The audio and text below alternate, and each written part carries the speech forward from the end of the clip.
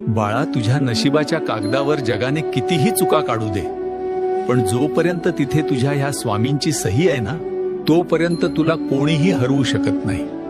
वेळ तुझी परीक्षा घेईल, जग तुझी थट्टा करेल, पण शेवटचा शब्द फक्त तुझ्या ह्या स्वामींचाच असेल. धीर धर बाळा, तुझा विजय ठरलेला आहे. तुझ्या स्वामींच्या शब्दावर विश्वास ठेव.